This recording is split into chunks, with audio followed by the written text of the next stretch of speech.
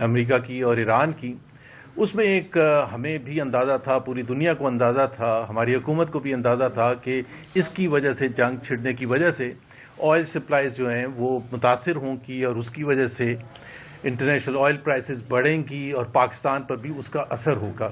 اور ہم as opposition بالکل تیار تھے حکومت کو اس حد تک سپورٹ کرنے کے لیے کہ جو بھی اس کے اثرات ہوتے ہیں انٹرنیشنل آئل پرائسز کے، وہ حکومت کے لیے مشکل ہوگا برداشت کرنا. بہت حد تک ان کو برداشت کرنے کی ضرورت بھی تھی، اس کے طریقے بھی تھے، لیکن ان کو پاس آن کرنا پڑے گا. لیکن ہمیں یہ امید نہیں تھی کہ حکومت ہر اناؤنسمنٹ کے وقت کچھ نہ کچھ ایسا کھیل کھیلنے کی کوشش کرے گی جس سے کچھ بڑے مافیاز کو تو فائدہ ہو، لیکن عوام کی جیبوں پر ڈاکہ ڈالا جائے اور billions and billions of rupees کا ڈاکہ ڈالا جائے. بغیر کچھ ویسٹ کیے ہوئے میں آپ کو یہ بتانا چاہتا ہوں کہ 4 ایسے میجر ڈیسیشنز حکومت نے لیے ایران امریکہ وار کے بعد، جس سے یا تو کم کی گئیں قیمتیں یا زیادہ کی گئیں. سب سے پہلے فیصلہ کیا گیا مارچ 7 کو، جب وار چھڑنے کے 1 ہفتے کے بعد.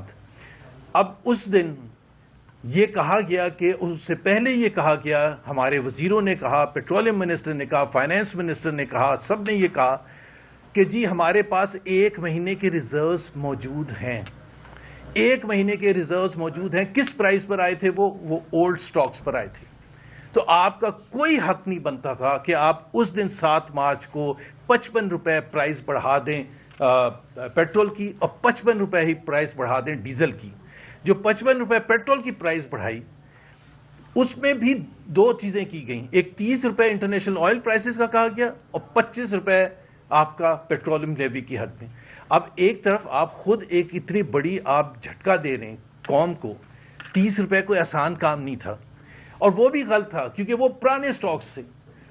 ایک چیز جو اس حکومت نے بار بار ڈسپلے کی ہے کہ بھائی اگر کوئی چیز بزنس ایز یوزول ہوتی تھی ان دا پاسٹ، اب آپ کو اس کا طریقہ کار چینج کرنا پڑے گا، اس کے فارمولا چینج کرنے پڑیں گے. پہلے اوپر نیچے اتنی تیزی سے نہیں ہوتی تھی. سو آپ اگر کسی کو فائدہ پہنچانے کے لیے فارمولا چینج کرنا تھا تو وہ عوام کی بہتری کے لیے کرنا تھا. سو آپ نے 25 روپے ٹیکس لگا دیا، اور 30 روپے آپ نے وہ بڑھا دیا جس پرانے سٹاکس پر. فائدہ کس کو پہنچا؟ آئل مارکیٹنگ کمپنیز کو فائدہ پہنچا. ونڈ فال پروفٹ انہوں نے خریدے تھے کس ریٹ پر؟ $60-65 فی بیرل پر، اور بیچے کس ریٹ پر؟ $85-90 فی بیرل پر. نقصان کس کا ہوا؟ پاکستان کے عوام کا. جیبیں کس کی لوٹی گئی؟ پاکستان کے غریب عوام کی. اس کے بعد دوسرا فیصلہ ہوا 1 اپریل کو. اس میں آپ نے 2 بڑے پرائس انکریز اناؤنس کیے. ایک ڈیزل کی مد میں 185 روپے اور پیٹرول کی مد میں 135 روپے. اس 135 روپے میں بھی ذرا دیکھیں کہ کیا انہوں نے کیا. 80 روپے انٹرنیشنل آئل پرائسز کی وجہ سے، اور 55 روپے پیٹرولیم لیوی کی مد. ہم نے ہنگامہ مچا دیا.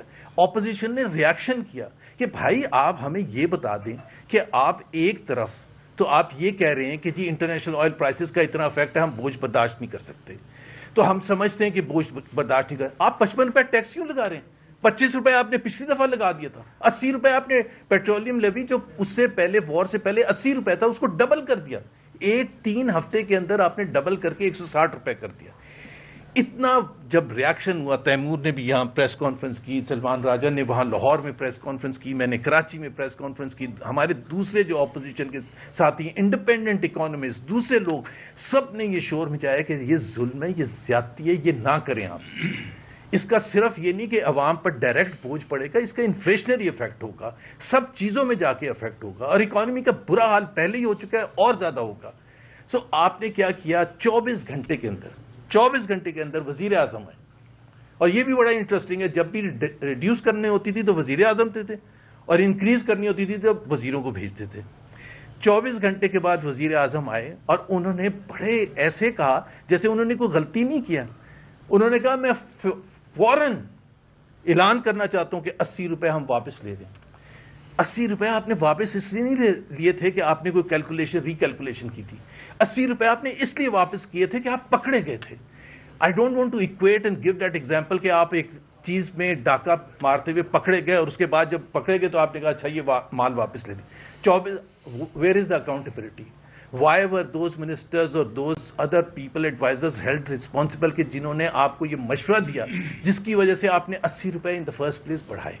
ڈیزل کی پرائس میں ایٹ دا سیم ٹائم آپ نے 186 روپے کا انکریز کر دیا, 185 یا 186 روپے کا انکریز کر دیا. ہم نے شور مچایا, ہم نے کہا اس کا کوئی تعلق نہیں ہے. 30% سب کو پتہ ہے 30% ڈیزل جو ہے وہ امپورٹ ہوتی ہے, 70% لوکلی ریفائنڈ ہوتی ہے, 70% کا انٹرنیشنل آئل پرائسز سے کوئی تعلق نہیں ہے. اور آپ پاکستان کے عوام کا خیال نہ رکھتے ہوئے, ظلم کرتے ہوئے 100% جو 70% جو یہاں لوکل ریفائن ہوتا ہے اس پر بھی انٹرنیشنل آئل پرائسز کا امپیکٹ ڈال دیا. اور ریزن کیا ہے کہ یہ ایک فارمولا ہوتا ہے. فارمولا اگر تھا, these were unusual times and it required unusual solutions. آپ کو سمپل ایک چیز کرنی تھی کہ یہ کاسٹ کتنا کیا. ایک چھوٹا سا دکاندار بھی اس چیز کو سمجھ سکتا ہے کہ جی آپ اتنا کاسٹ کیا, اتنا میں چارج کروں.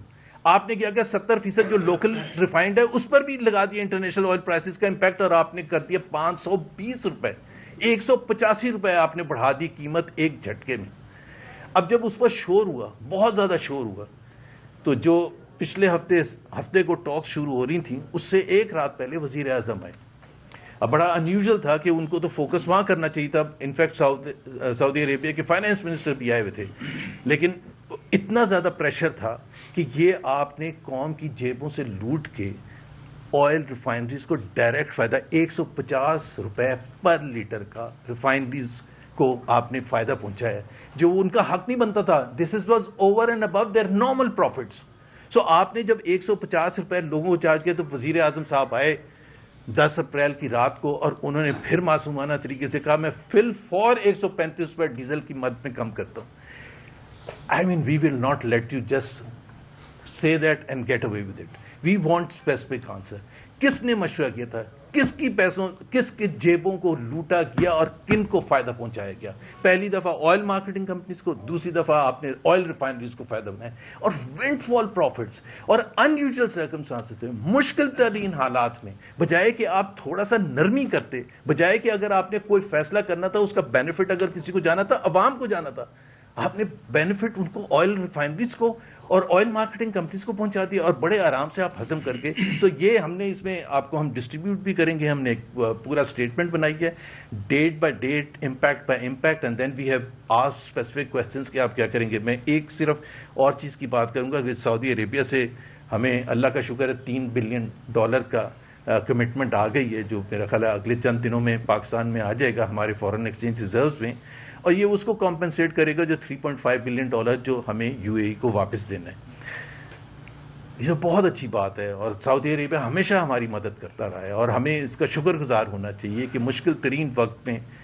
لیکن ہماری یہ مشکلات, آپ کو یاد ہے اپریل 2022 میں جب وزیر اعظم آئے تھے تو انہوں نے کہا تھا میں کشکول اٹھا کے نہیں جاؤں گا. 4 سال کے بعد واٹ ڈز اٹ سے کہ معیشت کا کیا.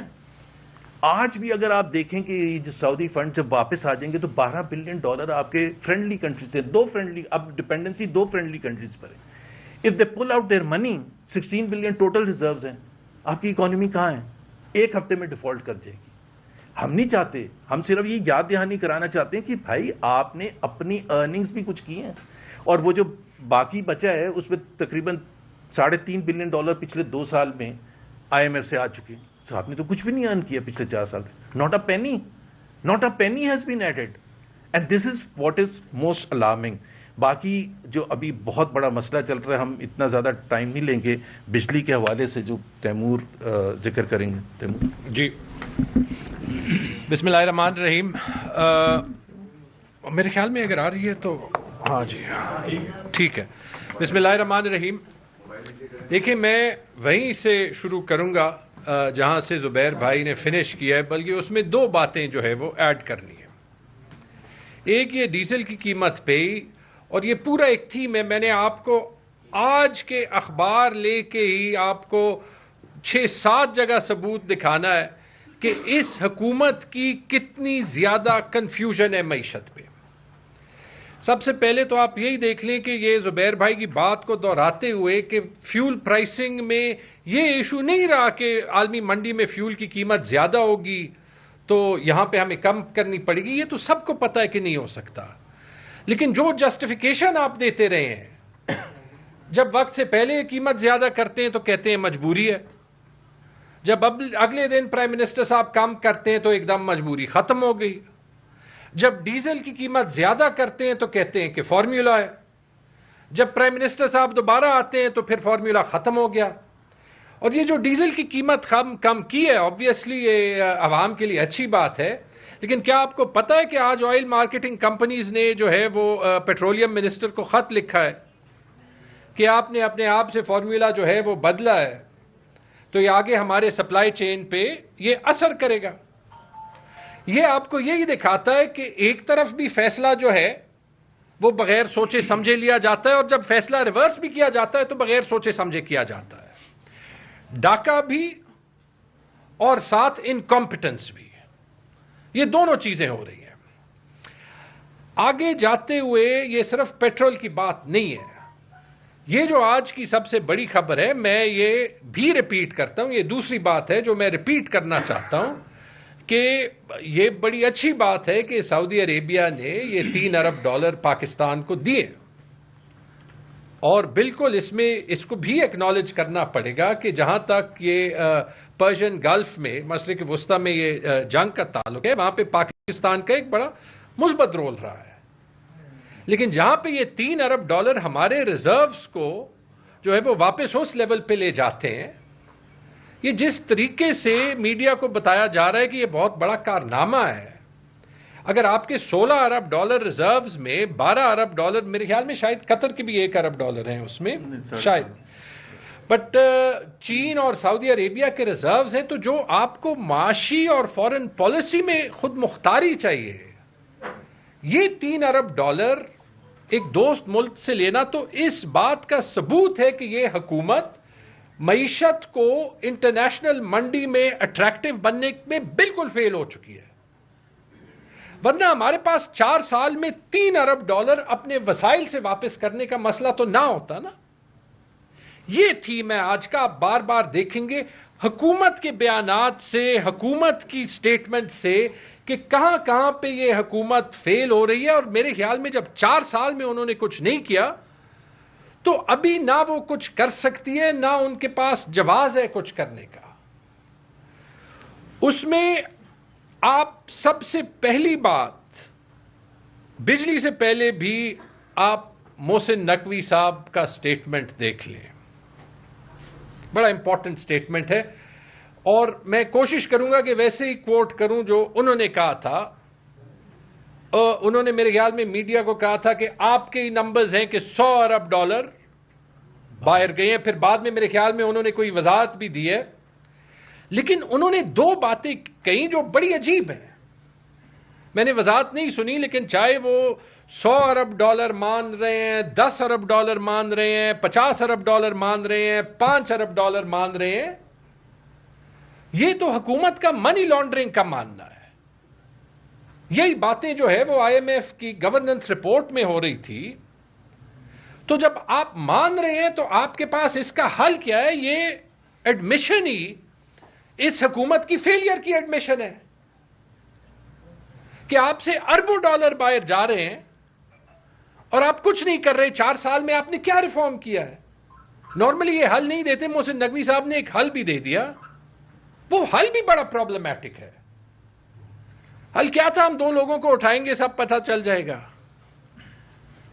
ایک لیول پہ تو یہ مذاق کی بات ہے، لیکن یہ آپ کو دونوں چیزیں دکھاتا ہے کہ معیشت بھی تباہ اور آئین اور قانون بھی تباہ، کہ انٹیریئر منسٹر مطلب کھل کے میڈیا کو کہہ سکتا ہے کہ ہم 2 لوگوں کو اٹھائیں گے۔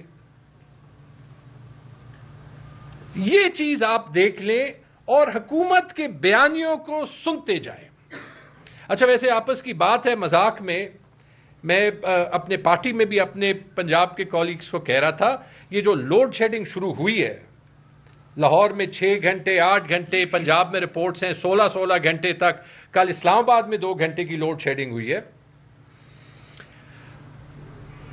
دیکھیں، خیبر پختونخوا میں، بلوچستان میں، انٹیریئر سندھ میں تو یہ ویسے ہی ہوتی ہے۔ یہی تو پاکستان کے لیے افسوس کی بات ہے کہ جو باقی پاکستان میں ہوتی ہے تو اس کی تو یہاں پہ آواز ہی نہیں آتی, اور جب آواز ہی نہیں آتی تو حل ہی نہیں آتا. آپ پشاور میں حیات آباد, کینٹونمنٹ, یونیورسٹی ٹاؤن سے باہر جائیں, آپ کو باقی خیبر پختونخوا میں بجلی کی پروویژن نہیں ملے گی. چوری ختم کرنی ہے تو چوری ختم کریں, لیکن انویسٹ کریں. پشاور میں 22 گھنٹے لوڈ شیڈنگ حسب معمول ہے, کوئی حل ہی نہیں ہے اس کا. ٹھیک ہے جی, یہی حال بلوچستان کا ہے, یہی حال انٹیریئر سندھ کا ہے, یہی حال باقی خیبر پختونخوا کا ہے, یہی حال فاٹا کا ہے. ابھی گرمیاں شروع ہی نہیں ہوئی. یہ جو لوڈ شیڈنگ ہو رہی ہے یہ آپ کو پاکستان کی اکنامک کرائسس بتاتا ہے. اس کی وجہ بھی صاف ظاہر ہے. جو قطر سے RLNG سپلائی ختم ہوئی ہے اس کی وجہ سے یہ لوگ اب زیادہ مہنگے پلانٹس نہیں چلاتے, کیونکہ جیسے ابھی تو ہم کوشش کرتے ہیں کہ یہ باتیں نہ کہیں. کل فائنانس منسٹر نے واشنگٹن DC میں خود کہا کہ ہمیں اپنے فیول سپلائی کے ریزروز بڑھانے پڑیں گے, کیونکہ فیول سپلائی کے ریزروز نہیں ہے. ورنہ ایسے کسی ملک میں آپ نہیں دیکھیں گے کہ آپ کہیں کہ یہ 2 دن کے کرائسس کے بعد مارکیٹ 8 بجے بند کریں, پورے ملک میں بند کریں, ٹھیک ہے جی, دفتر کوئی نہ جائے. یہ سارے سٹیپس آپ اسی لیے دیکھ رہے ہیں کہ اس حکومت نے 4 سال میں سارے اکنامک کرائسس میں سے ایک کو بھی نہیں سالو کیا. لیکن یہ بجلی میں جو تباہ کن لوڈ شیڈنگ ابھی پورے ملک میں ہو رہی ہے, اس میں سب سے مزے کی بات یہ ہے, یہ میں نے صبح دیکھا, میرے خیال میں یہ ڈان میں تھا یا دا نیوز میں تھا, کہ جو حکومتی سپوکس پرسن ہے وہ کہہ رہے ہیں یہ لوڈ شیڈنگ نہیں ہے, وہ اس کو کہہ رہے ہیں پیک آرز ریلیف اسٹریٹجی. بجلی نہ دینا آپ کے لیے یہ ریلیف اسٹریٹجی ہے. کہہ رہے اس کی وجہ سے آپ کا بل نہیں زیادہ ہو رہا. یعنی میں پھر اسی اسپرٹ میں اس حکومت کی جو اکنامکس ہے اس پہ میں مزید ان کو پھر تجویز یہ دیتا ہوں کہ اگر یہ کرنا ہے تو پھر میکسیمم ریلیف اسٹریٹجی پہ جائے, بجلی بند کر دیں, ٹھیک ہے, کسی کا کوئی بل نہیں آئے گا. لیکن اگر اس طرح ملک کی معیشت چلانی ہے, ملک کا بیڑا غرق کرنا ہے, تو پھر ٹھیک ہے فارم 47 کو بھی مان لیتے ہیں, لیکن آپ یہاں پہ کر کیا رہے ہیں؟ اچھا جی, مزید خبر سن لیں. آج کیا ہے, ہم نے کہا تھا, انہوں نے کہا تھا کہ ہم نے جو ہے وہ یہ سبسڈی جو 2 ہفتے کی, ہم نے 100 ارب روپے ڈیولپمنٹ بجٹ کاٹا. آج ماشاءاللہ خبر آ گئی 100 نہیں 172 ارب روپے ڈیولپمنٹ بجٹ کاٹا. اس کا بھی ہمیں پتہ نہیں کہ کون سی فگر ٹھیک ہے یا فگر ٹھیک نہیں ہے, لیکن کمال کی بات ہے یہ, جب آپ جو ہے وہ اخباروں کو دیکھ لیں, بڑا کلیئرلی لکھا ہے کہ جو IMF کا سرپلس کا ٹارگٹ ہے وہ میٹ نہیں ہو رہا, اس لیے ان کو ڈیولپمنٹ بجٹ کاٹنا پڑا. اچھا, بڑی انٹرسٹنگ بات ہے, سارے محکموں کا کٹا ہے, NHA کا کٹا ہے, ہیلتھ کا کٹا ہے, ایجوکیشن کا کٹا ہے, ڈیفنس کا کٹا ہے. حالانکہ میرے خیال میں ڈیفنس کا نہیں کٹنا چاہیے. فاٹا کا کٹا ہے. ہم کہتے ہیں, میں نے یہاں پہ پریس کانفرنس کی تھی کہ فاٹا کو 1 روپے نہیں ریلیز ہوا تھا. میرے خیال میں ایگزیکٹ نمبر میرے پاس نہیں ہے, 15 یا 20 ارب روپے جو ہے وہ فاٹا کا ڈیولپمنٹ بجٹ کاٹا ہے. اپنے حلقوں کے اسکیموں کا 1 روپے بھی نہیں کاٹا.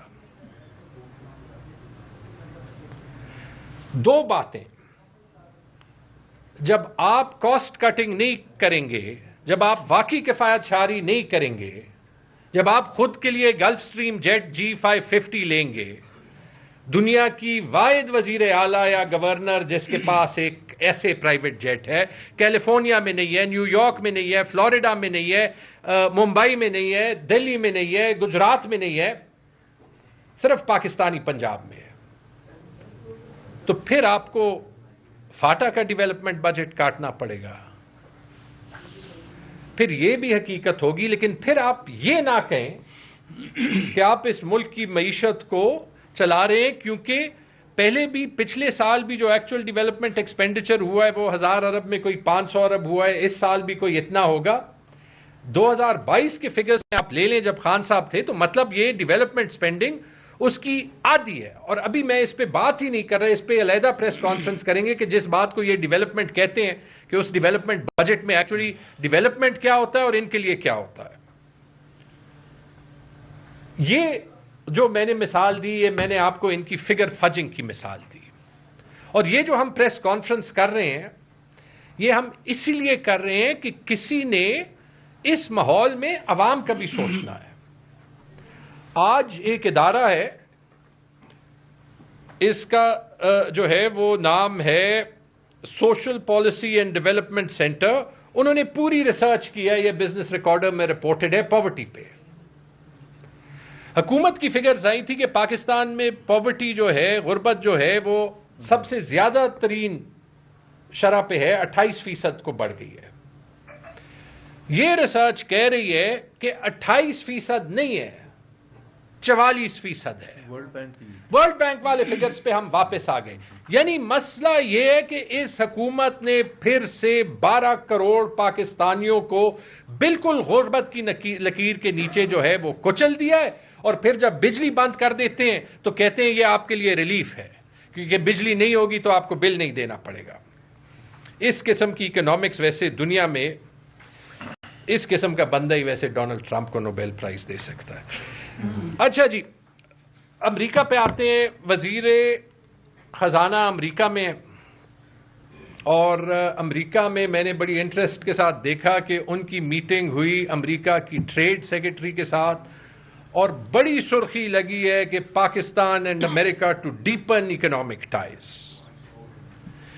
امریکہ سے انویسٹمنٹ آئے گی, پوری دنیا سے انویسٹمنٹ آ رہی ہے. یہاں پہ ہم بیٹھے تھے, پچھلی جو انویسٹمنٹ کا MOU سائن ہوا تھا البیک چکن کا, وہ البیک چکن تو ابھی تک پاکستان میں کسی نے نہیں کھایا.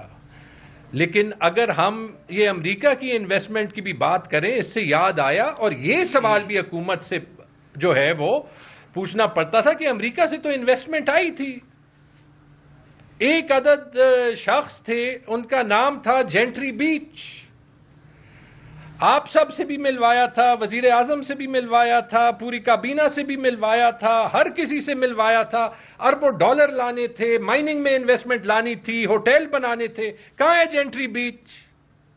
یہ ویسے تو میٹنگ نہیں تھی نا, ہر نیوز بلیٹن میں 2-3 دن جینٹری بیچ کی انویسٹمنٹ چل رہی تھی. کہاں ہے؟ حکومت جواب دے.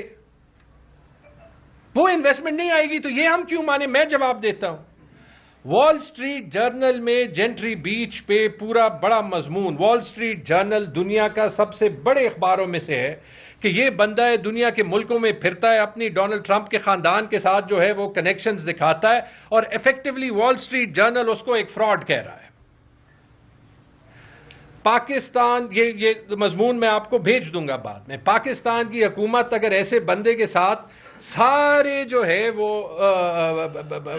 پاور جو ہے وہ ہولڈرز کو ملوا رہی ہے, تو اگر اس پہ اتنے بڑے مضمون لکھے جا رہے ہیں کہ وہ فراڈ ہے, اس پہ میرے خیال میں کیس بھی ہوئے ہیں, تو اب اس کا کیا جواب دے گی؟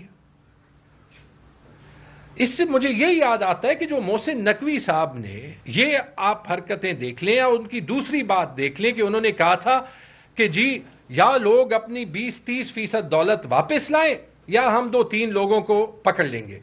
تو اگر یہ مل کے ہماری انویسٹ ان پاکستان اسٹریٹجی ہے کہ یا جو ہے اپنے پیسے واپس لے آؤ یا ہم کسی کو پکڑ کے غائب کر دیں گے, تو ویسے کمال کی بات ہے. اس کے بعد میں دیکھتا ہوں انہی چیزوں کی وجہ سے تو جو پاکستان کے سب سے بڑے سرمایہ دار ہیں وہ اپنا پیسہ باہر نکال رہے ہیں.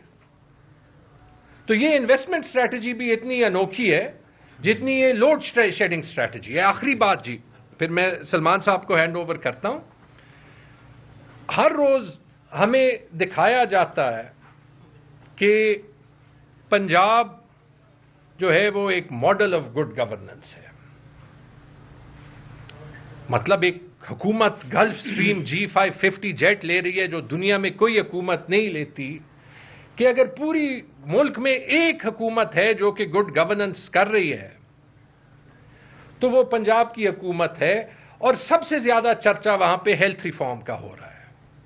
ہاں, ایک ہیلتھ ریفارم تو میں نے دیکھا ہے, کیونکہ پنجاب میں نے سیاست میں آنے سے پہلے کام کیا, کہ 4000 BHUs میں یہ ریفارم آ گیا کہ سب کا نام مریم کلینک تو ہے وہ رکھ دیا گیا، لیکن پنجاب کے ہاسپٹلز میں آپ نے دیکھا ہے، وہ کہانی آپ نے سنی ہے کہ سرنجز ری یوز ہو رہے ہیں اور اس کا کیا اثر ہو رہا ہے. یہ وہ صوبہ ہے جس کا 600-700 بلین کا ہیلتھ بجٹ ہوگا. جب آپ کا فوکس بی ایچ یوز پہ مریم نواز شریف کا نام لکھنا ہوگا تو پھر یہ تو ہوگا. آج رپورٹ آئی ہے کہ راول پنڈی میں بچوں کو ٹیکسٹ بکس نہیں پہنچی. یہ میں آپ لوگوں کی رپورٹس بتا رہا ہوں. جب آپ کا فوکس گلف سٹریم جیٹس پہ ہوگا، جب آپ کا فوکس جو ہے وہ پی ٹی آئی اور عمران خان کے حقوق کو پامال کرنے پہ ہوگا، تو پھر عوام بجلی میں بھی سفر کرے گی، پھر عوام جو ہے وہ مہنگائی میں بھی سفر کرے گی، پھر عوام پیٹرول میں بھی سفر کرے گی، اور پھر جو ہے وہ عوام یہاں پہ بھی سفر کرے گی جو ہیلتھ سروسز انہیں آفر ہو رہی ہے. اینڈ میں ایک سجیشن مان لیں وہی دیتا ہوں کہ یہ ضرور اس پہ نظر رکھیں کہ جمعے کو تقریر شہباز شریف نے کرنی ہے یا پھر اورنگزیب یا علی ملک صاحب نے کرنی ہے. اگر شہباز شریف نہیں کر رہے تو ضرور اپنی ٹینکس جو ہیں وہ بڑھا دیں. ٹھیک ہے جی، شاید کچھ ہزار روپے کی بچت ہو جائے. سلمان صاحب.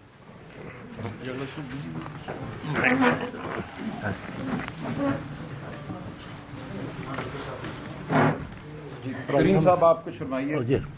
کریم صاحب کوئٹہ سے آتی ہیں ہمارے دوست. الرحمن الرحیم. بلوچستان نیشنل پارٹی سے بلانگ کرتا ہوں. ساجد ترین.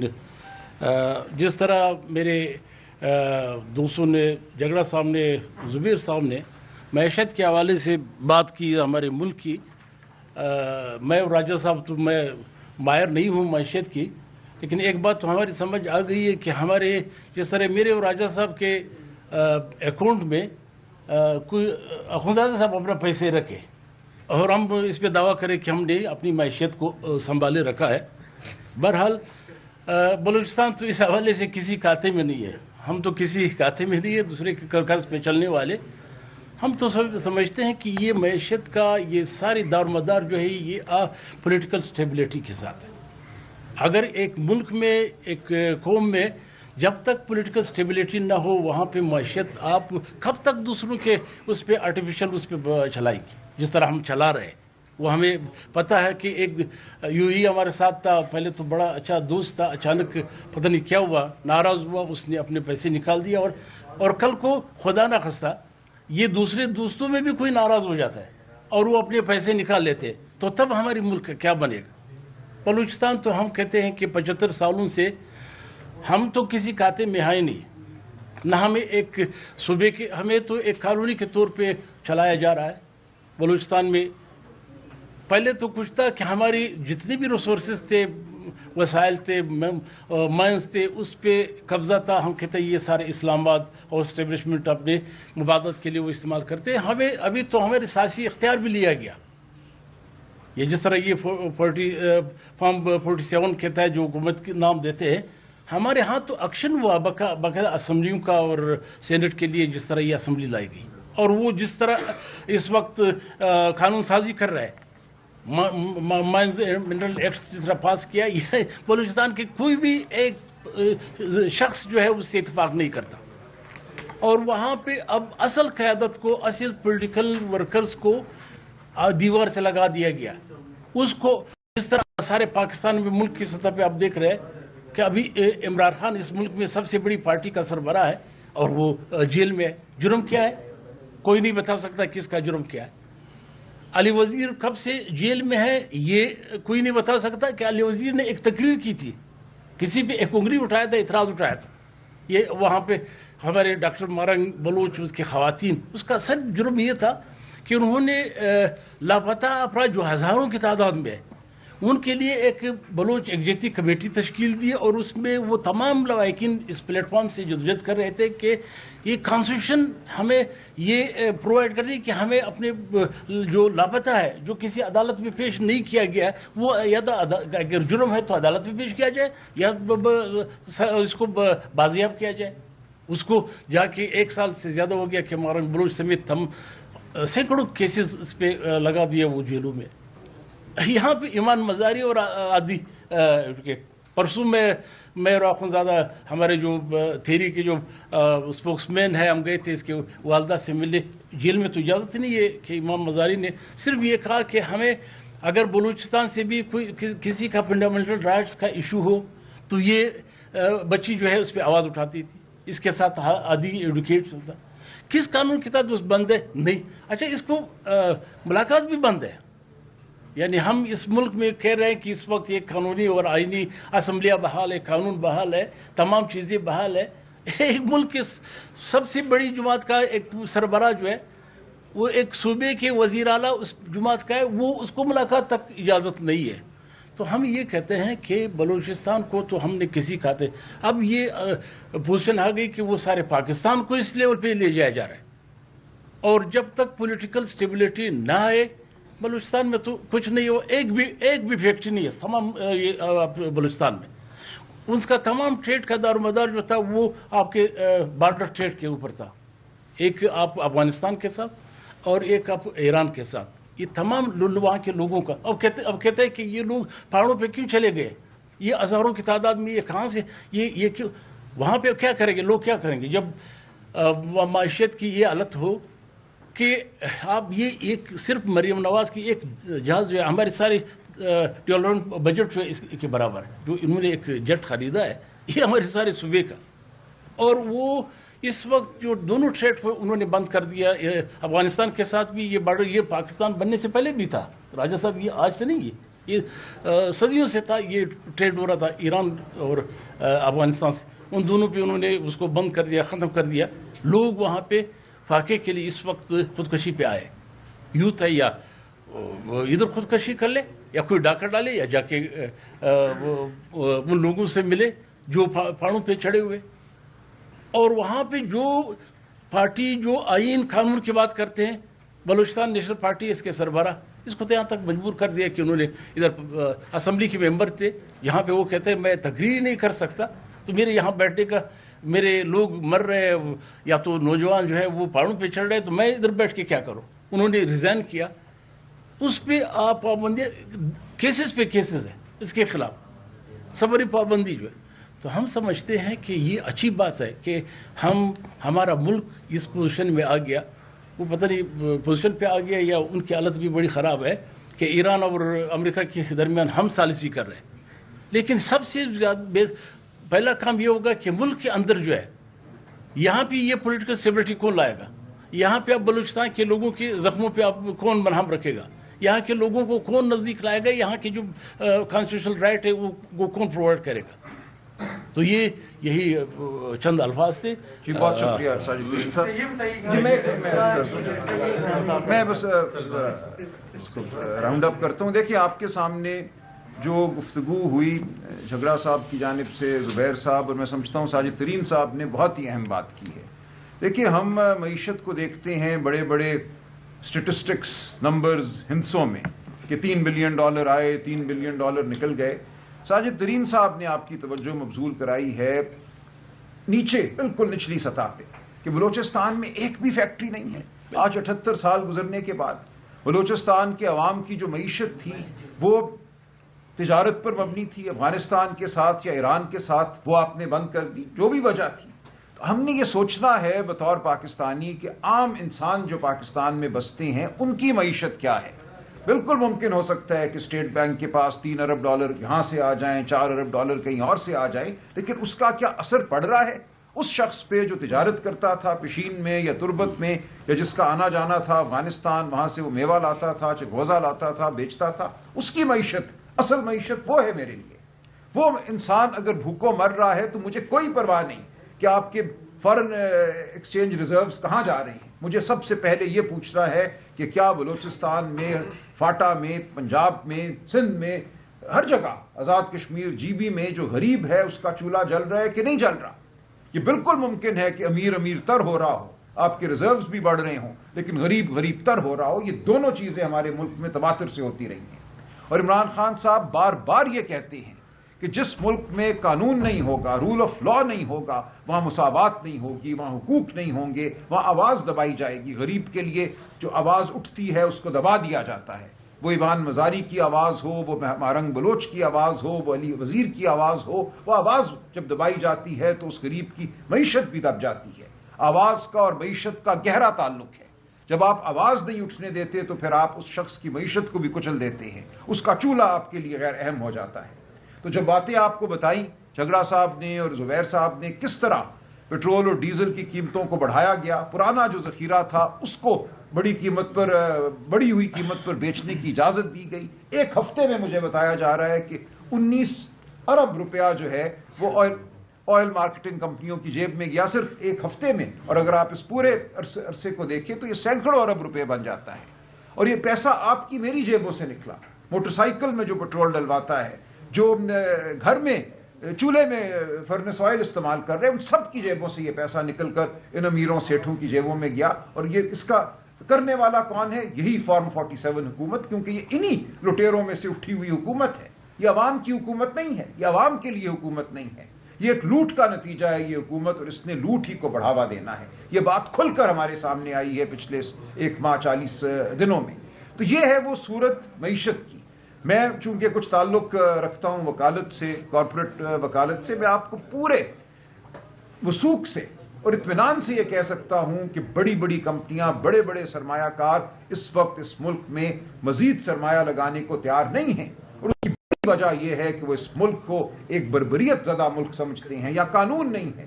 یہاں سے لوگ پیسہ باہر اس لیے لے کے جاتے ہیں کہ ان کو کوئی یقین نہیں ہوتا کہ کل ان کا جو پیسہ ہے اس پہ اگر کوئی ہاتھ ڈالے گا تو ان کو عدالت سے داد رسی ملے گی۔ یہاں کوئی قانون ہے، رول آف لا ہے جو ان کو تحفظ دے گا۔ تو کیوں میں اپنا پیسہ ایک ایسے نظام میں ڈالوں جہاں عدالتیں منہدم ہو چکی ہیں، جہاں مجھے انصاف کی توقع نہیں ہے؟ تو یہ تمام وہ باتیں ہیں جن کو لے کر ہم آپ کے سامنے پیش ہوتے آئے ہیں، ہوتے چلے جائیں گے۔ یہ ہے ہماری جد و جہد، یہ غریب کی جد و جہد ہے، یہ معیشت کی جد و جہد ہے، یہ سرمایہ کاری کی جد و جہد ہے۔ ہم بالکل چاہتے ہیں کہ اس ملک میں فیکٹریاں لگیں، بلوچستان میں ہم چاہتے ہیں سب سے پہلے فیکٹریاں لگیں، وہاں کے عوام خوشحال ہوں جن کے ساتھ 78 سال سے ناانصافی کی گئی ہے۔ تو یہ تمام جو معاملہ ہے یہ ملا ہوا ہے۔ ایسا نہیں ہے کہ آپ یہ کہیں کہ ہم نے جمہوریت کو تو دبا دیا، ہم نے آزادی اظہار کو دبا دیا، ہم نے الیکشن لوٹ لیے لیکن معیشت ترقی کر رہی ہے، دیکھو سب ٹھیک ہے۔ ایسا نہیں ہوگا۔ جب آپ الیکشن لوٹیں گے، عدالتوں کو بند کریں گے، صحافت کو بند کریں گے تو معیشت بھی ڈوبے گی۔ سلمان اکرم راجہ صاحب اعلیٰ نور وزیر ہو، آپ نے بات کی کہ حکومت ذمہ دار ہے، تو کیا آپ کے خیال میں حکومت ذمہ دار ہے یعنی اسٹیبلشمنٹ ذمہ دار ہے؟ کیا آپ کو نہیں لگتا کہ موجودہ حکومت بھی اسٹیبلشمنٹ کے انڈر ہی کام کر رہا ہے؟ دیکھیں یہ تو اس ملک کی ایک حقیقت ہے، لیکن کوئی بھی حکومت جو ہے وہ اس سے بری ذمہ نہیں ہو سکتی۔ جو اپنا چہرہ عطا کرتے ہیں اس تاریک نظام کو، وہ اس نظام کو چھپاتے ہیں نا، وہ اس کا ماسک ہیں، تو ان کو بہرحال سزاوار ہم قرار دیں گے، ان کو بھگتنا پڑے گا اپنے کیے کو۔ نہیں کوئی کہہ سکتا کہ میں مجبور محض ہوں، تو کیوں بیٹھے ہو پھر عہدے پر، کیوں بیٹھے ہو، کیوں ہو حکومت میں؟ اگر آپ یہ سمجھتے ہیں کہ پیچھے سے ڈور کھنچتی ہے اور آپ کو کرنا پڑتا ہے جو آپ کرتے ہیں، تو گھر چلے جائیے، مت بیٹھیے وہاں، اپنے ضمیر کی آواز کو سنیے اگر کوئی ضمیر زندہ ہے۔ اچھا، بڑے بڑے ملک ہل کے رہ گئے ساری کشیدگی کی صورتحال میں سلمان اکرم راجہ صاحب، سو آپ سمجھتے ہیں ایک طرف تو معاشی مشکلات ہیں اور دوسری طرف سفارتی کامیابیاں بھی پاکستان کی کو مل رہی ہیں جس کی پوری دنیا معترف ہے۔ کیا آپ سمجھتے ہیں کہ سفارتی سطح پہ پاکستان کو کامیابی مل رہی ہے، اور کیا صدر ٹرمپ کا متوقع ہے جو دورہ، سمجھتے ہیں کہ اس کو دورہ کرنا چاہیے پاکستان کا اور معاہدہ ہونا چاہیے پریزیڈنٹ ٹرمپ؟ جی معاہدہ بالکل ہونا چاہیے۔ ایک دیرپا امن جو ہے اس خطے میں، مشرق وسطیٰ میں، پاکستان، افغانستان، ایران، ان سب ممالک میں ہونا چاہیے۔ ٹرمپ صاحب کو آنا چاہیے یا نہیں وہ غیر اہم بات ہے، لیکن امن یہاں ہونا چاہیے۔ اور جو پاکستان کا رول ہے میں سمجھتا ہوں وہ ایک قدرت نے ہمیں موقع عطا کیا کہ ہمارے دیرینہ تعلقات چین سے بھی تھے، سعودی عرب سے بھی تھے، ایران سے بھی تھے، ان تمام تعلقات کو ہم بروئے کار لائے ہیں اور لانا چاہیے تھا، یہ ہمارا فرض تھا ایسے موقع پہ کہ ہم ایک صلح جوئی کا کردار ادا کرتے، تو یہ ہمارا فرض تھا جس کو ہم شاید پورا کر رہے ہیں۔ میں امید کروں گا کہ اس کو ہم بہتر طریقے سے نبھا پائیں اور اللہ تعالیٰ اس خطے کو امن عطا کرے۔ میں ایک جواب ضرور دینا چاہوں گا، یہ جو انہوں نے کویشچن پوچھا تھا نا کہ خطے میں اور باقی، بالکل مقابلہ کرنا چاہیے، ہمیں خوشی ہے یہ ڈپلومیٹک سکسیس کی، لیکن اس کے ساتھ ساتھ ہمیں یہ بھی دیکھنا چاہیے کہ انڈیا نے کتنا پیٹرول بڑھایا ہے، بنگلہ دیش نے کتنا بڑھایا ہے، سری لنکا نے کتنا بڑھایا ہے، نیپال نے کتنا بڑھایا ہے، یہ بڑا فنڈامنٹل ہے۔ کہ بھائی پاکستان کیوں اتنا آگے جا کے بڑھا رہا ہے, ہمارے تو تعلقات بھی اچھے ہیں. دیکھیے زبیر صاحب نے جو بنیادی بات کی ہے وہ یہ کی ہے کہ یہ ڈاکہ ڈالا گیا ہے. یہ صرف اس لیے پیٹرول اور ڈیزل کی قیمت نہیں بڑھی تھی کہ بین الاقوامی قیمت بڑھ گئی تھی, اس سے بڑھ کر ٹرمپ صاحب کے آنے سے, چونکہ وہ تو بانی پی تھی. نہیں دیکھیے وہ آئیں یا نہ آئیں یہ ان کا معاملہ ہے. علیمہ خان صاحبہ نے آپ کے کردار پر سوالیہ نشان اور بیرسٹر گور صاحب پر بھی کافی الزامات لگائے ہیں کہ جب کوئی جلسہ منسوخ کرنا ہو ملاقات بھی ہو جاتی ہے, لیکن جب ان کے علاج کا معاملہ ہو تو یہ تمام جو عہدیداران ہیں یہ غیر ذمہ داری کا مظاہرہ کرتے ہیں اور یہاں آتے نہیں ہیں. اب یہ بتائیے گا کہ انہوں نے کہا ہے کہ اگر آپ نہیں کر سکتے تو آپ لوگ اپنے عہدوں سے دیکھیں انہوں نے جو کہا ہے اس سے مجھے مکمل طور پہ اختلاف ہے. انہوں نے غلط کہا ہے, خلاف واقعہ باتیں کی ہیں اور یہ میں نے ان سے کہہ دیا ہے آج. اور میں بالکل ایک لمحے کے لیے بھی اس عہدے پہ نہ بیٹھنے کا کبھی خواہش مند تھا, نہ اب ہوں. 3 بار میں عمران خان صاحب کو کہہ چکا ہوں کہ میں نہیں یہ کام کرنا چاہتا. جب انہوں نے مجھے مقرر بھی کیا تھا, میرے منع کرنے کے باوجود کیا تھا, میں ایک لمحے کے لیے یہ کام نہیں کرنا چاہتا. لیکن ایک فرض ہے جو مجھ پہ ڈالا گیا ہے, اس فرض کو میں نبھاؤں گا. علیمہ خان صاحبہ کو اگر یہ شکایت ہے کہ 9 اپریل کا جلسہ کیوں منسوخ ہوا, تو میں باپ بوانگے دوہل کہتا ہوں کہ ہم نے ٹھیک کیا وہ جلسہ منسوخ کر کے, بالکل ٹھیک کیا. اور سن لیجئے کیوں ہم نے وہ جلسہ منسوخ کیا, اور اس کی تائید عمران خان نے جیل سے کی ہماری منسوخی کے بعد. وہ اس لیے منسوخ کیا ہم نے جلسہ کہ اگلے دن 9 اپریل کو یہ اطلاع تھی, یہ اعلان تھا کہ سفارتکار اسلام آباد اس علاقے میں آ رہے ہیں. یہاں پہ شاید صدی کی سب سے بڑی کانفرنس جو تھی وہ ہونے جا رہی تھی. ہمارا یہ فرض بنتا تھا کہ ہم اس کو سپورٹ کریں, اس پروسیس کو, اس کا ساتھ دیں, نہ کہ یہ کہ اس علاقے میں اس خطے میں کوئی گڑبڑ کا امکان ہو جس کی وجہ سے سفارتکار یہاں آنے سے انکار کرتے اور ایک موقع جو امن کو مل رہا تھا وہ موقع ضائع ہو. ہم نے پولیٹیکل کمیٹی میں بیٹھ کے اس بات پہ غور کیا. ہمارے تعلقات ہیں, ہمارے روابط ہیں مختلف سفارتکاروں کے ساتھ, وہ ترکی کے ہوں, وہ سعودی عرب کے ہوں, وہ ایران کے ہوں, ہمارے سب سے روابط ہیں. اور ہم جانتے تھے کہ ان سب کی خواہش کیا ہے. ان سب کی خواہش یہ تھی کہ ایک پرامن ماحول میں اسلام آباد کے علاقے میں یہ کانفرنس منعقد ہو. لہٰذا ہم نے بالکل ٹھیک فیصلہ کیا, اور اس فیصلے کو کرتے وقت ہم نے بالکل حکومت سے یہ کہا کہ عمران خان کو علاج کی جو سہولت ہے جو ان کو ملنی چاہیے, جو ان کا حق ہے شفا انٹرنیشنل ہسپتال میں, وہ ان کو دیا جائے. ان کے ذاتی معالجین کو ان سے ملنے دیا جائے, ان کے خاندان کو, ان کی بہنوں کو ان سے ملنے دیا جائے. لیکن ہم اس دن کوئی دھمکی نہیں دے سکتے تھے. یہ نہیں ہم کہہ سکتے تھے کہ ملنے دو ورنہ کل ہم آ رہے ہیں, ہم درہم بھرم کر دیں گے اس ماحول کو. یہ کرنا پاکستان کے مفاد کے خلاف ہوتا, امت کے مفاد کے خلاف ہوتا, عالمی امن کے خلاف ہوتا. ہم نے بالکل ٹھیک فیصلہ کیا, اور جو کچھ یہ کہا گیا کہ سہولت کاری کی ہم اس کو رد کرتے ہیں. ہم نے اپنے ایمان سے, اپنے وثوق سے, سچے جذبے کے ساتھ ٹھیک فیصلہ کیا, اور ہم اس پر کڑے ہیں. سر شیر عبد المروت صاحب نے صاحب نے آج علیمہ خان کی حمایت کی ہے, اور ساتھ ہی وکلا پر الزام. جی مشال یوسف زئی نے بھی حمایت کی ہے. یہ آپ کو خوش ہونا چاہیے کہ آج وہ تمام 1 ارب روپیہ لیا ہے کہ عمران خان صاحب کو اندر رکھا جائے. دیکھیں یہ فضول باتیں ہیں. یہ تمام باتیں آج آپ کو خوش ہونا چاہیے ان تمام لوگوں کو کہ آج علیمہ بی بی کے بیان کے بعد شیر افضل, مشال یوسف زئی سب ایک پیج پہ. یہ اس بیان کی جو افسوسناک صورتحال ہے وہ سامنے آ جاتی ہے, اور میں نے اس کا تذکرہ علیمہ بی بی سے کر دیا ہے کہ ان کی بات جو تھی, اور جو نورین آپا کا اس سے پہلے جو ٹویٹ تھا, یہ بالکل بے محل تھا اور معاملات کو سمجھے بغیر کہا گیا ہے.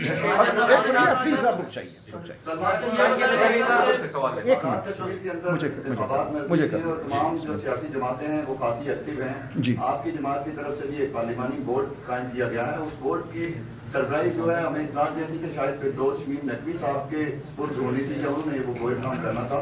اور آپ کے اس بورڈ قائم کرنے کے بعد جو کارکنان ہیں ان میں بھی شدید تحفظات ہیں, اور آپ کی جو مرکزی قیادت ہے اس کے اندر بھی تحفظات ہیں.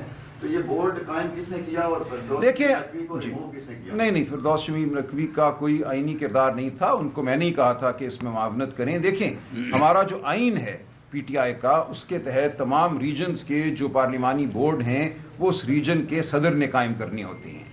لہٰذا قیوم نیازی صاحب آزاد کشمیر کے عمران خان صاحب کے مقرر کردہ صدر ہیں, کسی کو پسند ہو یا نہ ہو. یہ جو بورڈ قائم ہوا یہ قیوم نیازی صاحب نے خواجہ فاروق صاحب جو ہمارے پارلیمانی لیڈر ہیں ان کے ساتھ مشاورت سے قائم کیا. 31 سیٹیں ہیں اے جے کے اسمبلی کی. ان 31 سیٹوں کے لیے جو لوگ بورڈ میں بیٹھنے کے خواہش مند ہیں ان کی تعداد سینکڑوں میں جا رہی ہے. تو ظاہر ہے ہم سینکڑوں لوگوں پر مشتمل بورڈ نہیں بنا سکتے تھے. ان سے مشورہ کیا گیا, جو نقوی صاحب کے کوئی کا خیال تھا وہ بھی ان تک پہنچ گیا, لکھ کے نقوی صاحب نے اپنی رائے ان کو دے دی تھی. اس سب کے بعد ایک بورڈ بنا, اس میں مزید مشاورت بھی ہوئی، پارٹی کے جو پرانے عہدیداران ہیں جن کا تعلق کشمیر سے رہا ہے ان سے بھی رائے لی گئی اور ایک بورڈ قائم ہو گیا۔ یہ ہمیشہ ہوتا ہے، اسلام آباد کے لیے ایک بورڈ بنا تھا، کل آپ دیکھیں گے پنجاب کے لیے بنے گا، تو ضرور شکایت ہوگی، جو اس بورڈ میں نہیں ہوں گے وہ 10 20 30 لوگ ضرور شکایت کریں گے۔ تو ہماری یہ کوشش ہے کہ ان شکایات کا ازالہ کریں، ایک ایپلیٹ بورڈ ہم اس بورڈ کے اوپر بنائیں گے، اگر کسی کو اعتراض ہوا اس بورڈ کے دیے گئے ٹکٹوں پر تو ایک ایپلیٹ بورڈ بھی ہوگا۔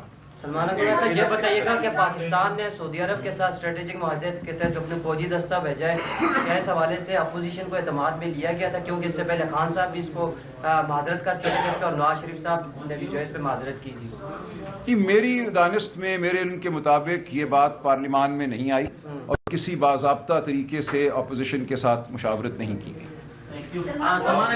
وہ خاتون سے بتائیے گا، علیمہ خان کل پارٹی سے تھوڑی بدل نظر آتی ہے، تو کیا وجہ ہے کہ پاکستان تحریک انصاف کی لیڈرشپ اور عمران خان کی بہنوں میں دوری ہے؟ یہ کوئی غلط فہمی پیدا کی جا رہی ہے، سوشل میڈیا کے لوگ پیدا کر رہے ہیں؟ نہیں، دیکھیں، ایک نظریہ یہ ہے کہ اس پارٹی کو، اس جماعت کو ہر وقت جو ہے برسر پیکار ہونا چاہیے، ہر وقت سڑکوں پہ ہونا چاہیے، وہ خواہ کوئی عالمی کانفرنس ہو، امن کا معاہدہ ہو، امن کا امکان ہو، ہمیں بہرحال سڑکوں پہ ہونا چاہیے۔ جو پارٹی کے میں سمجھتا ہوں مدبر لوگ ہیں اور جو ہمارے الائنس کے جو ہمارے رہنما ہیں اچکزئی صاحب، علامہ ناصر، ان سے بڑی تفصیلی ہماری گفتگو ہوئی یہ 9 اپریل کے جلسے کے حوالے سے، اور اس پہ اتفاق رائے تھا اچکزئی صاحب کا، علامہ ناصر کا، دیگر جو ہمارے ٹی ٹی اے پی کے عمائدین ہیں، تحریک تحفظ آئین پاکستان کے، اور پھر ہماری پولیٹیکل پارٹی، تو یہ بالکل ٹھیک فیصلہ تھا ہمارا۔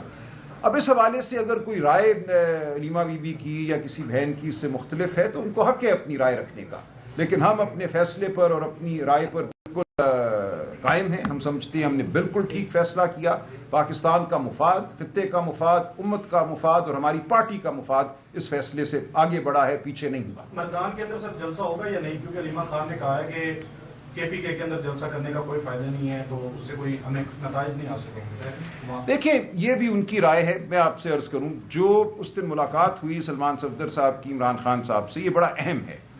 ہماری پولیٹیکل کمیٹی کی میٹنگ اس وقت چل رہی تھی، کوئی فیصلہ نہیں ہوا تھا جب سلمان صفدر صاحب اڈیالہ جیل کے اندر گئے ہیں۔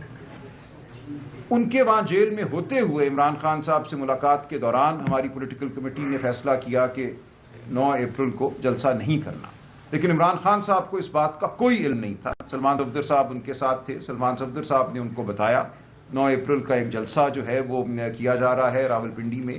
انہوں نے اخبارات ظاہر پڑھے ہوئے تھے، ان کو امن مشن کے بارے میں بھی پتا تھا، کانفرنس کے بارے میں بھی کچھ مزید معلومات ان کو سلمان صفدر صاحب نے دیں، اور یہ تمام باتیں سننے کے بعد خان صاحب نے جو فیصلہ کیا وہ یہ تھا کہ اس جلسے کو منسوخ کر دو۔ اس وقت تک پولیٹیکل کمیٹی یہ کر چکی تھی یہ کام۔ جب سلمان صفدر صاحب باہر آئے ہیں اڈیالہ جیل سے، آتے ہی انہوں نے مجھے فون کیا اور انہوں نے کہا کہ اور کسی بات سے پہلے ایک بات جو ہے وہ انتہائی ضروری ہے، ارجنسی ہے اس حوالے سے، لہٰذا میں آپ سے اور سہیل آفریدی صاحب سے دونوں سے کانفرنس کال پہ ایک بات کرنا چاہتا ہوں۔ خان صاحب کا ایک اہم ترین پیغام ہے، وہ میں آپ کو دینا چاہتا ہوں۔ تو اس کے چند منٹ کے بعد کانفرنس کال پھر ہم نے کی، جس میں سہیل آفریدی صاحب اور سلمان صفدر صاحب تھے، اور اس کانفرنس کال میں سلمان صفدر صاحب نے کہا کہ خان صاحب نے کہا ہے کہ کل جلسہ مت کیجیے راولپنڈی میں، اس عمل کو سپورٹ کیجیے جو امن کے حوالے سے عمل جاری ہے، اور 10 دنوں میں خیبر پختونخوا میں کہیں جلسہ کر لیجیے۔ یہ عمران خان صاحب کی ہدایت آئی۔ تو جو مردان میں جلسہ ہو رہا ہے وہ اس ہدایت کے تابع ہے، اس ہدایت کی روشنی میں، اور دیکھیں بالکل اس کا اثر ہے اور فائدہ ہے۔ یہ کہنا کہ جلسہ صرف راولپنڈی میں ہوگا یا اسلام آباد میں ہوگا تو پھر اس کا کوئی فائدہ ہے، میری سمجھ سے بالا تر بات ہے۔ یا تو آپ یہ کہیں کہ آپ نے راولپنڈی میں اکٹھے ہو کر پھر کہیں حملہ کرنا ہے، آپ نے اسلام آباد میں کھڑے ہو، ہم نے نہیں یہ کرنا۔ عمران خان صاحب نے جو مزید بات کہی، انہوں نے کہا کہ مجھے اچکزئی صاحب اور علامہ ناصر پر مکمل اعتماد ہے۔ میں نے ان سے درخواست کی، انہوں نے قبول کی کہ وہ لیڈر آف دی اپوزیشن ہوں قومی اسمبلی میں اور سینٹ میں۔ یہ میچور لوگ ہیں، تجربہ کار لوگ ہیں، ہر کام ان سے مشاورت کے ساتھ کیا جائے۔ تو بالکل ہماری مشاورت اچکزئی صاحب اور علامہ ناصر سے ہے، ہر روز ہوتی ہے۔ کوئی اس وقت ہماری یہ رائے نہیں ہے کہ پاکستان یا پاکستان تحریک انصاف اس بات کی متحمل ہو سکتی ہے کہ کسی بھی شہر پہ یلغار کی جائے۔ ہم ایک سیاسی عمل کا حصہ ہیں۔ جو بات آج ہم نے آپ کے سامنے کی معیشت کے حوالے سے، आइन के हवाले से, अदालतों के हवाले से, वो हम करते रहेंगे। 17 तारीख को हम एक वकला का ऑल पाकिस्तान जिरगा बुला रहे हैं, सियासत ये है। हम उसके बाद सहाफ़ियों का जिरगा बुलाएंगे, हम किसानों का, मजदूरों का, स्टूडेंट यूनियंस का जिरगा बुलाएंगे। पूरे पाकिस्तान के हर तबके के लोगों को हम मुतहरिक करेंगे। अगर कोई ये समझता है कि सियासत सिर्फ ये है कि एक ट्रक पे चंद लड़के गुलेले लेकर किसी शहर में दाखिल हो जाएं तो उसको सियासत की अलिफ बे नहीं पता। ये सियासत नहीं है। इस तरह ना पाकिस्तान हासिल हुआ था, ना दुनिया में कहीं और इनकलाब आया है। इनकलाब और एक दिन की शोबदाबाजी में बहुत फर्क है। हम एक ऐसी हिकमत अमली पर चल रहे हैं जिसके नतीजे में हम पाकिस्तान को हकीकी आज़ादी की जानिब लेकर जाएंगे। हमारे पास वो लोग मौजूद हैं, वो चकजई साहब हों, अल्लामा साहब हों, हमारे दीगर रुफ़का हों, जो सियासत में दिहाइयाँ गुजार चुके हैं, जो समझते हैं इस मुल्क के निज़ाम को, जो जानते हैं कब टकराना है और कब कौन सी सियासत करनी है। तो हम ठीक फैसले करते रहेंगे, किसी के दबाव में नहीं आएंगे और एक लम्हे के लिए भी किसी को इस ओहदे का शौक नहीं है। राजा साहब, आपने कहा कि खान पे और साथियों पे शाहिद खटक ने ऑन रिकॉर्ड आकर कहा है कि हमने महमूद खान चकजई और अल्लामा नासिर अब्बास से इख्तियार लेना है, उनकी वजह से बहुत सारी चीजें वो नहीं हो रही और हम असेंबली से इस्तीफा देने जा रहे हैं।